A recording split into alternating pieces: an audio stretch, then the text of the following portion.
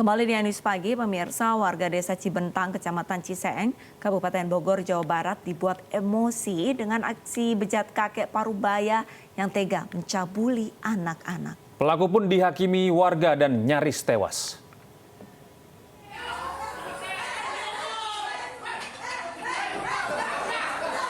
Kakek terduga pelaku pencabulan terhadap anak-anak ini dihakimi warga. Pelaku kemudian diamankan dari amukan warga dan dibawa ke rumah kepala desa. Warga emosi dengan perbuatan pelaku yang diduga tega mencabuli anak perempuan di wilayahnya. Ironis, korban dicabuli oleh lebih dari satu pelaku dan keduanya adalah pria parubaya. Korban diperkirakan 8 tahun. Pak, itu pelaku sempat dihajar masa ya? Iya, kita ya habisnya gimana lagi ya, masa banyakan yang geram karena ya kejadiannya kalau di anak dia seperti itu. Dia makanya dalam hal ini ya khususnya ibu-ibu yang pada sifat geram lah. Ya. Akibat perbuatannya, kedua pelaku kini mendekam di Mapolsek Parung guna pemeriksaan lebih lanjut. Dari Bogor, Jawa Barat, Wildan Hidayat, iNews melaporkan. Kesal akibat ditagih kurang bayar, seorang pemuda menganiaya wanita pekerja seks komersial yang ia pesan melalui aplikasi micet. Korban mengalami 14 luka tusuk dalam perawatan intensif di RSUD Tangerang Selatan.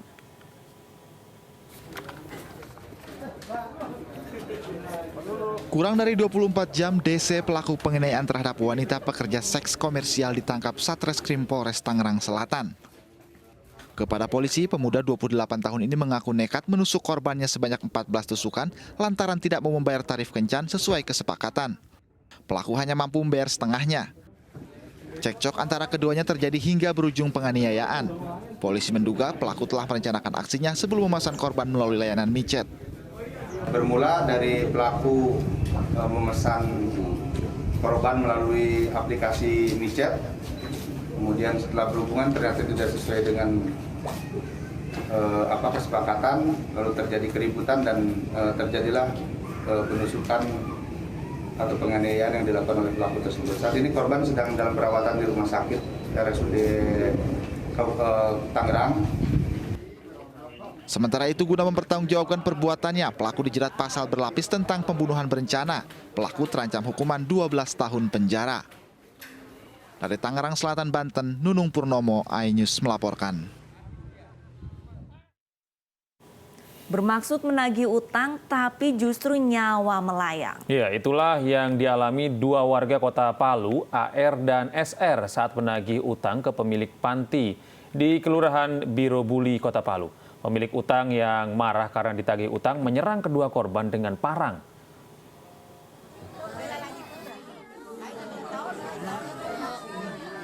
Nasib malang dialami AR dan SR saat menagih utang 20 juta rupiah ke pemilik panti asuhan di Kelurahan Birobuli Utara, Palu, Sulawesi Tengah. Pemilik panti yang marah ditagih utangnya bersama dua orang pengurus panti mengejar kedua korban dengan parang. AR meninggal dunia karena kehabisan darah setelah kedua tangannya putus dibabat parang pelaku. Sedangkan SR kritis dan kini masih dirawat di rumah sakit. Polres Palu telah menetapkan 3 orang pengurus panti asuhan sebagai tersangka. Ketiga pelaku dijerat pasal tentang pembunuhan dan penganiayaan. Dari Palu, Sulawesi Tengah, Jimmy Hendrik, iNews melaporkan. Sesosok jasad wanita ditemukan tertutup seng di halaman belakang rumah warga. Anehnya tak ada satupun anggota keluarga yang mengenal korban, padahal hanya ada satu akses ke halaman belakang rumah.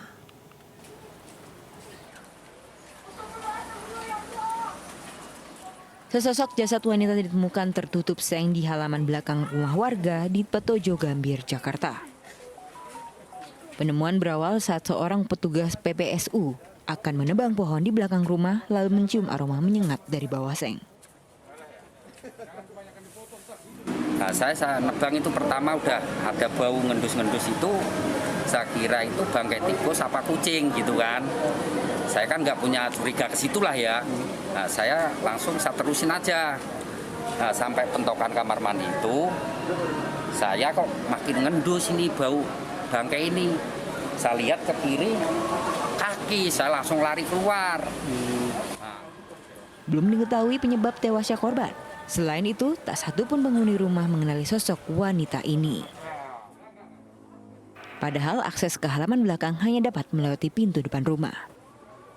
Jasad wanita dibawa ke kamar jenazah Rumah Sakit Cipto Mangunkusumo untuk autopsi. Tim Liputan iNews melaporkan. Sesosok jasad wanita ditemukan terlilit di kasur lipat bersama boneka di Surabaya, Jawa Timur. Korban pembunuhan itu dalam kondisi hamil.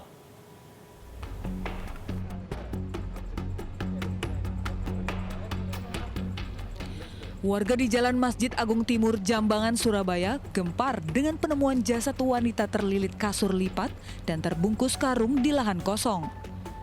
Tim Inafis Polrestabes Surabaya yang tiba di lokasi langsung mengidentifikasi jasad dan mengolah tempat kejadian perkara. Awalnya jasad ini ditemukan oleh pengendara ojek daring yang curiga dengan bau tidak sedap di sekitar lokasi. Dan saat memeriksa bungkusan karung, ternyata berisi jasad yang dililit kasur lipat bersama boneka.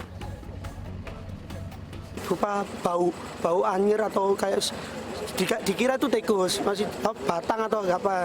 Cuman waktu jam 10, pukul 10, dia tuh lihat kok ada kaki. Ada kaki, anak-anak takut lari panggil keamanan PWNU Pak Rasid untuk ke sana untuk hadir. Setelah dilihat oleh Pak Rasid, ya ternyata ada jenazah itu. Jasad wanita korban pembunuhan ini diketahui bernama Putri Ima Kamelia Sandi.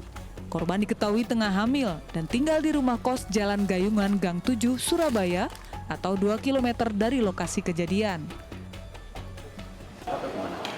Identitas daripada korban itu swasta. Perkiraan umur antara 28 sampai 30. Dia hamil atau enggak? Keterangan yang saya dapat, dia hamil. Setelah mengumpulkan barang bukti yang ada di sekitar lokasi, jasad korban kemudian dibawa ke Rumah Sakit Dr. Sutomo untuk diautopsi dan mengetahui penyebab pasti kematian. Polisi kini memburu terduga pelaku yang merupakan orang dekat korban.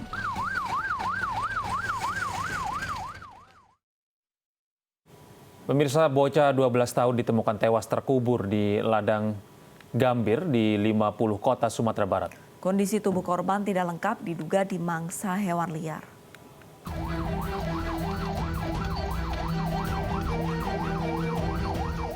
Setelah 5 hari hilang, bocah berumur 12 tahun warga Mungka Kabupaten 50 Kota Sumatera Barat akhirnya ditemukan.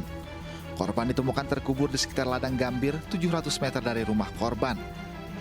Saat ditemukan, kondisi jasad bocah ini sudah hampir membusuk dan beberapa anggota tubuh ada yang hilang dan tanpa busana.